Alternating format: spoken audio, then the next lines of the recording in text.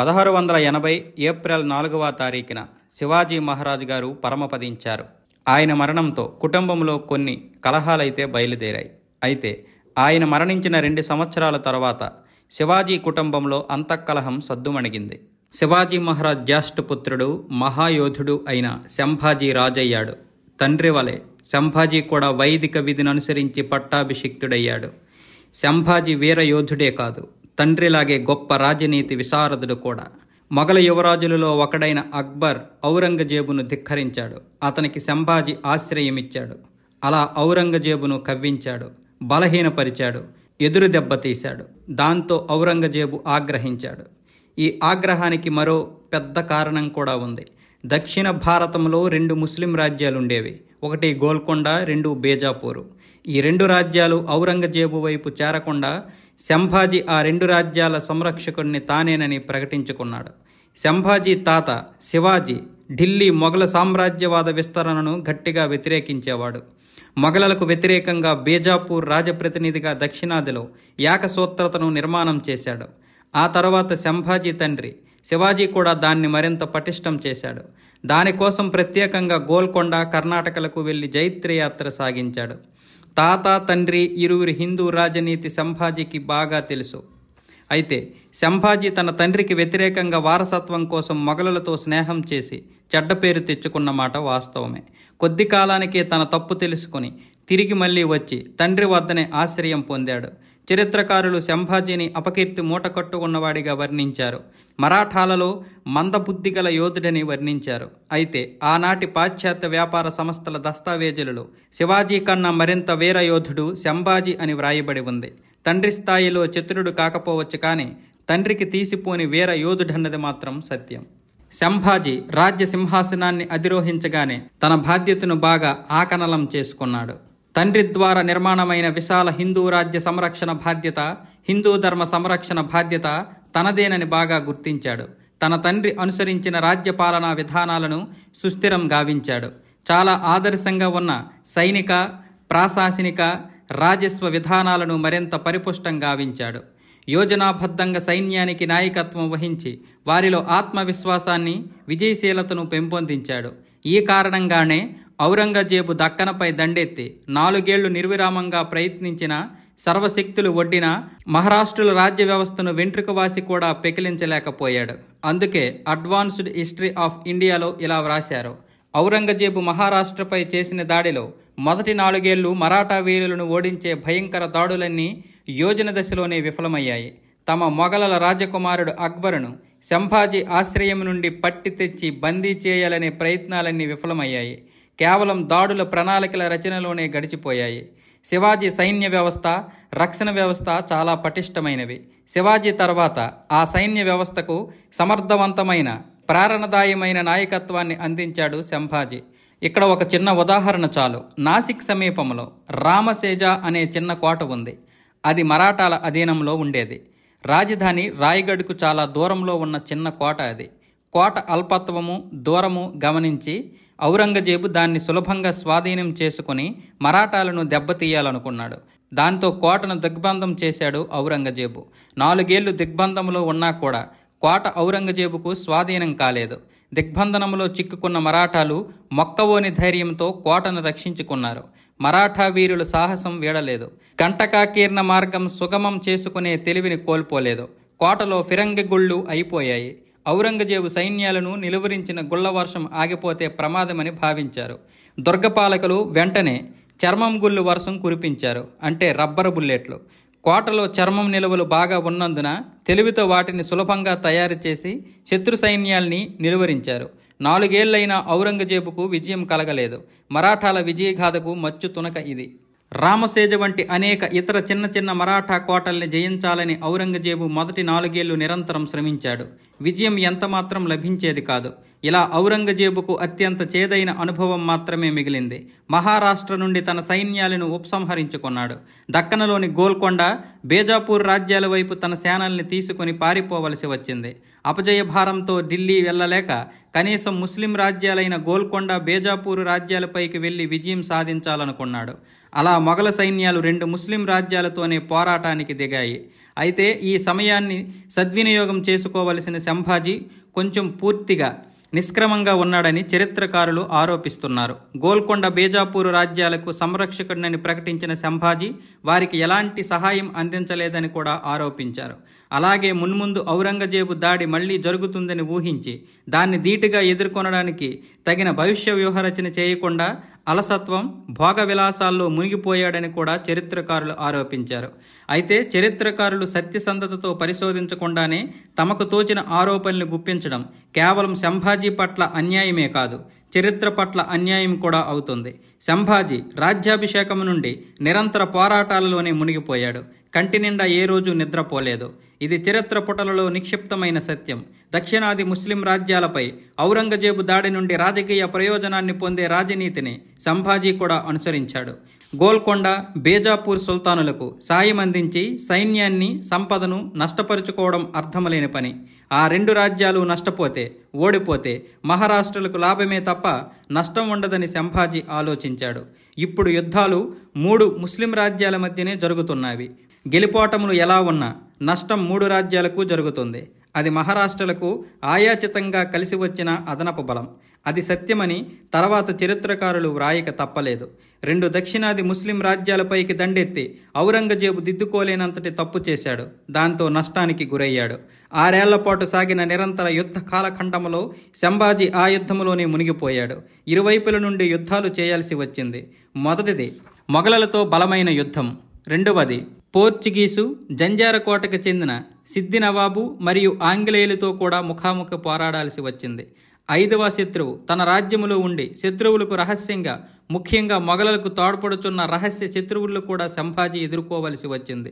దేశద్రోహానికి పాల్పడే ఇంటి దొంగలు చాలా ప్రమాదకారులు. సంభాజీ వీరిని గుర్తించాడు. కానీ అప్పటికే చాలా ఆలస్యమై నష్టం జరిగిపోయింది. ధన సంపదల ప్రలోభాలతో తనవారే తనను మోసం చేసి ఔరంగజేబుకు బాగా సహకరించారు. వారి సహాయంతో ఔరంగజేబు సంభాజీని మోసపూరితంగా బంధించగలిగాడు. పూణే సమీపంలోని సంగమేశ్వర స్థానంలో సంభాజీ ఔరంగజేబుకు బందీగా చిక్కిపోయాడు. ముఖాముఖి యుద్ధములో సంభాజీని గెలవడం సాధ్యం కాదని ఔరంగజేబు మోసంతో బంధించాడు. చరిత్రకారులు ఇక్కడ కూడా సత్యాన్ని నొక్కిపెట్టారు. సంభాజీకి అపశయస్సు అంటగట్టారు. సంభాజీ సోమరతనంతో త్రాగి తందనాలాడుతున్నందున సులభంగా ఔరంగజేబుకు దొరికిపోయాడని కూడా వ్రాశారు. ఇది పూర్తిగా అసత్యమని ఆ తరువాత పరిశోధనలో తేలింది. ముకరబ్ ఖాన్ ఔరంగజేబు గూఢాచారి. సంభాజీ బావమరిది గనోజీ సిర్కే అనువాడు ప్రలోభాలకు లొంగి సంభాజీ సమాచారాన్ని ఔరంగజేబు గూఢాచారికి తెలిపాడు. కొల్హాపూర్కు రహస్యంగా వెళ్తున్న సంభాజీ బావమరిది చేసిన ద్రోహం కారణంగా ఔరంగజేబుకు బందీగా దొరికిపోయాడు. పూణే సమీపంలో సంగమేశ్వర్ అనే చోట సంభాజీని బంధించి తెచ్చి నానా చిత్రహింసలకు గురిచేసి ఔరంగజేబు క్రూరంగా వధించాడు. 5 లక్షల సైన్యంతో వచ్చి అప్పటికి 9 ఏళ్ల పాటు నిర్విరామంగా దాడులు చేసి కూడా ఔరంగజేబు సంభాజీని పట్టుకోలేకపోయాడు, ఓడించలేకపోయాడు. పోర్చుగీసు వారిని, ఆంగ్లేయుల్ని లొంగదీసుకున్న సంభాజీ ఔరంగజేబుకు సింహ స్వప్నమయ్యాడు. తండ్రి శివాజీ కన్నా మరెన్నో క్లిష్ట పరిస్థితులను సంభాజీ ఎదుర్కొన్నాడు. అవిశ్రాంతంగా పోరాటాలతో మునిగిపోయాడు. చాలా చాకచక్యంతో విజయవంతంగా ఔరంగజేబు నిద్రించాడు. మహారాష్ట్ర సామ్రాజ్యాన్ని పటిష్టంగా ఉంచాడు. శివాజీ పేరు వింటేనే ఔరంగజేబు గజ గజ వణికిపోయాడని, భయంతో ఔరంగజేబు నిద్రపోయేవాడు కాదని చరిత్రకారులు పేర్కొన్నారు. అయితే శివాజీ మరణంతో పొంగిపోయిన ఔరంగజేబుకు సంభాజీ కూడా అంతే సింహస్వప్నమయ్యాడు. సాకి ముస్తౌదా ఖాన్ ఆనాటి పరిస్థితులను వర్ణించి వ్రాశాడు. మొఘలులు సంభాజీ బ్రతికి ఉన్నంతకాలం క్షణక్షణం భయంగానే బ్రతికారు. సంభాజీ ఔరంగజేబుకు పట్టుబడ్డాడు అన్న వార్త విన్న తర్వాతనే మొఘలులు ఎంతో ఆనందించారు. ఔరంగజేబు అతిక్రూరంగా సంభాజీని కళ్ళు పీకి, నాలుక కోసి, చర్మం ఒలిసి, వర్ణనాతీతంగా హింసించి వధించిన గాథ అక్కడ కళ్ల ముందు కదలాడుతుంది. సంభాజీ శౌర్యగాథ పరాకాష్ఠకు చేరిన దృశ్యం అక్కడ చూడవచ్చు. సంగమేశ్వర వద్ద సంభాజీ స్మారక మందిరం ఉంది. అక్కడ చరిత్రకారులు సంభాజీ వీరగాథలకు, పోరాటాలకు తగినంత ప్రాధాన్యం ఇవ్వకపోవడం శోచనీయం. ఇప్పుడు ఆ దశలో చాలా పరిశోధనలు జరిగి సంభాజీ శౌర్యగాథలు చరిత్ర పుటలకెక్కుతున్నాయి. అయోగ్యుడైన రాజు సంభాజీ అనే వ్రాతలు అబద్ధాలని తేలిపోయాయి. శివాజీతో పోల్చి సంభాజీని తక్కువ చేసి సంభాజీకి అన్యాయం చేసిన వారు చరిత్రకారులు మాత్రమే కాదు, వీర శివాజీ వీరాభిమానులంతా కూడా సంభాజీని విస్మరించి కొంత అన్యాయం చేశారన్నమాట వాస్తవం. ఆనాటి ప్రజలు కూడా సంభాజీని చిన్నచూపే చూశారు. మహావీరుల పుత్రులు అందరూ తండ్రుల పోలికలతో చిన్నచూపు చూడడం చారిత్రక సత్యం. ఎందుకంటే పండిత పుత్ర పరమసుంట అన్న రీతిలో ప్రజలందరూ కూడా తండ్రితో పోల్చి కొడుకుల్ని చిన్నచూపు చూస్తూనే ఉన్నారు. ఈనాటికి కూడా అదే జరుగుతుంది. ఇప్పటికీ కూడా అక్కడక్కడ ప్రయోజకులైనటువంటి కొడుకులు ఆ విధంగా చిన్నచూపుకి గురవుతూనే ఉన్నారు రాజకీయాల్లో కూడా. శివాజీ రాజనీతిజ్ఞతో సంభాజీని పోల్చి ఘోరమైన అన్యాయం చేశారు మరాఠా ప్రజలు. సంభాజీ వీర చరిత్రపై పరిశోధన చేసిన డాక్టర్ కమల ఘోఖలే చాలా బాధతో భావుకతతో ఒక విషయం చెప్పారు. శివాజీని ఔరంగజేబు ఆగ్రాలో జైలులో నిర్బంధించాడు. శివాజీ చాకచక్యంగా తప్పించుకొని వచ్చాడు. అదే శివాజీ పుత్రుడు సంభాజీ ఔరంగజేబుకు బందీగా చిక్కి చంపబడతాడు. శివాజీ భాగ్యశీలి, సంభాజీ భాగ్యవిహీనుడు. శివాజీని బంధముక్తిని గావించడంలో సంభాజీ కీలక పాత్ర పోషించడం చరిత్రకారులు ఎందుకో మరిచిపోయారు. ఔరంగజేబు దర్బారులో శివాజీ చాలా వీరోచితంగా పౌరుషంగా ఔరంగజేబును ధిక్కరిస్తాడు. ఔరంగజేబు సేనాని రాజా జయసింహుని లిఖిత అభయహస్తమును ఔరంగజేబు ధిక్కరించినందున శివాజీ చాలా ధైర్యంగా స్పందించాడు. శివాజీ వీరపుత్రుడు.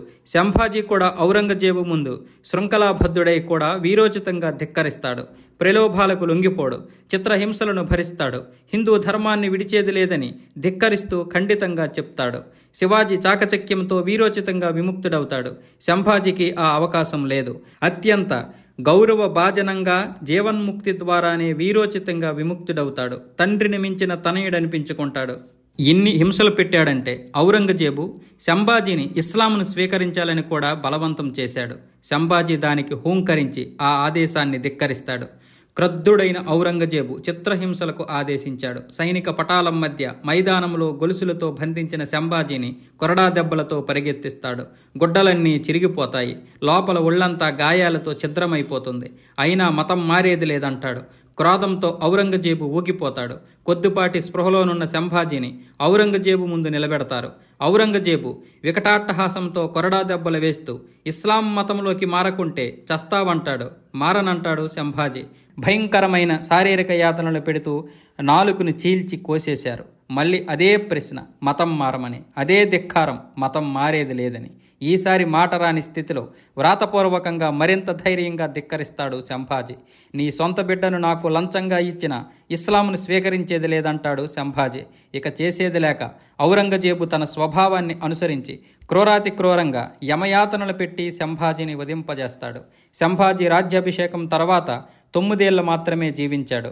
1680లో రాజ్యాభిషిక్తుడైతే 1689లో మరణిస్తాడు. 9 ఏళ్ల పాలన, సైనిక నేతృత్వం, రాజనీతిజ్ఞత, విద్యా పారంగత, చివరకు వీరోచిత బలిదానం అన్నీ మరాఠా వీరులకు, ప్రజలకు అత్యంత ప్రేరణాదాయకాలుగా నిలిచాయి. ఇస్లాం మత మనోన్మత్తుడైన ఔరంగజేబు పెట్టిన శారీరక యాతనలు, చిత్రహింసలు, వాటన్నింటినీ సంభాజీ ధిక్కరించిన తీరు మహారాష్ట్ర ప్రజలందరి హృదయాంతరాలలో ప్రళయాగ్నుల్ని ప్రజ్వలింపజేసింది. సంభాజీని అందరూ హైందవ ధర్మవీరుడు అంటూ ప్రస్తుతించి శ్రద్ధాంజలి ఘటించారు. పిడికిళ్ళు బిగించి హైందవ ధర్మరక్షణ ప్రతీకార ప్రతిజ్ఞలు చేస్తారు. చరిత్రకారుడు డాక్టర్ ఏఎల్ శ్రీవాస్తవ కూడా ఇలా రాశారు. అతనికి అంటే సంభాజీకి బ్రతికున్న కాలంలో లభించిన యశస్సు మృత్యువు ద్వారా లభించింది. అతన్ని మోసంతో పట్టుకుని శృంఖలాలతో బంధించడం, యమయాతనలు పెట్టి దారుణంగా చంపడం, ఈ 2 కారణాలు మహారాష్ట్ర ప్రజానీకంలో మునిపెన్నడూ కనీ విని ఎరిగిన అంతర్గత ఏకతా శక్తిని నిర్మాణం చేస్తాయి. సంఘటిత శక్తితో యుద్ధము చేసి మొఘలుల రాచరికాన్ని సమూలంగా నాశనం చేసే సంకల్పం చేస్తారు. ఈ విధంగా సంభాజీ మహారాజుని చిత్రహింసలకు గురి చేసి చంపారు. ఛత్రపతి సంభాజీ మహారాజు వీరి యొక్క పోరాట పటిమ, వీరి యొక్క ప్రాణ త్యాగాల ఫలితమే ఆ తర్వాత మరాఠీలు దేశం మొత్తానికి స్ఫూర్తిగా నిలిచి వారి యొక్క వీరోచితాన్ని కొనసాగించి హిందూ ధర్మ సంరక్షణకు పూనుకొని ఈరోజు మనం అనుభవిస్తున్న ఈ సంస్కృతి సాంప్రదాయాలు, మన స్వేచ్ఛ స్వతంత్రాలు అనుభవించడానికి కారణమయ్యాయి. ఆ తర్వాత డచ్ వారు, ఫ్రెంచ్ వారు, బ్రిటిష్ వారు అందరూ వచ్చి మన దేశాన్ని సర్వనాశనం చేసిన తర్వాత మనకు వచ్చిన స్వాతంత్రం 1947లో. ఆ తర్వాత కాంగ్రెస్ చేసిన అధర్మాలు, అకృత్యాలు అన్నీ ఇన్ని కావు. ఎప్పటికీ పోరాటం చేయాల్సి వస్తూనే ఉంది.